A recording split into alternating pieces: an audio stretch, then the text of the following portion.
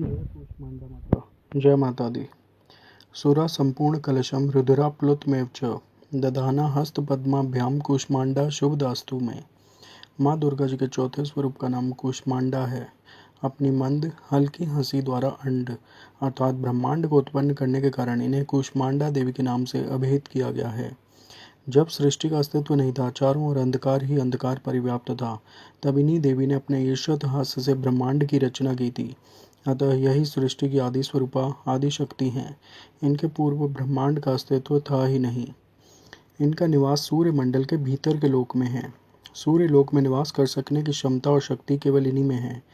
इनके शरीर की कांति और प्रभा भी सूर्य के समान ही देदीप्यमान और भास्वर है। इनके तेज की तुलना इन्हीं से की जा सकती है। अन्य कोई भी देवी देवता इनके तेज और प्रभाव की समता नहीं कर सकते। इन्हीं के तेज और प्रकाश से दसों दिशाएं प्रकाशित हो रही हैं। ब्रह्मांड की सभी वस्तुओं और प्राणियों में अवस्थित तेज इन्हीं की छाया है। इनकी 8 भुजाएं हैं, अतः ये अष्टभुजा देवी के नाम से भी विख्यात हैं। इनके 7 हाथों में क्रमशः कमंडलू, धनुष, बाण, कमल पुष्प, अमृतपूर्ण कलश, चक्र तथा गदा है। 8वें हाथ में सभी सिद्धियों और निधियों को देने वाली जप माला है।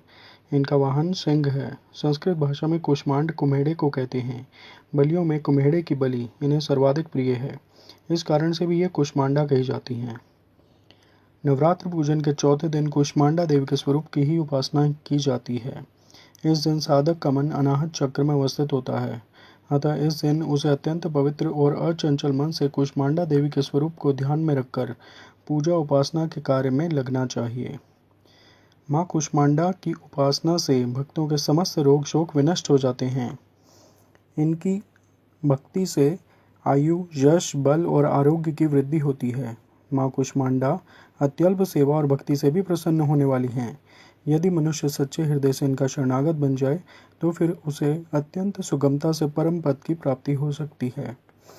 हमें चाहिए कि हमें शास्त्रों पुराणों में वर्णित विधि विधान के अनुसार माँ दुर्गा की उपासना और भक्ति के मार्ग पर अहर्निश अग्रसर हों। माँ के भक्ति मार्ग पर कुछ ही कदम आगे बढ़ने पर भक्त साधक को अपनी उनकी कृपा का सूक्ष्म अनुभव होने लगता है। यह दुख स्वरूप संसार उसके लिए अत्यंत सुखद और सुगम बन जाता है। माँ की उपासना मनुष्य को सहज भाव से भव सागर से पार उतारने के लिए सर्वाधिक सुगम और श्रेयस्कर मार्ग है।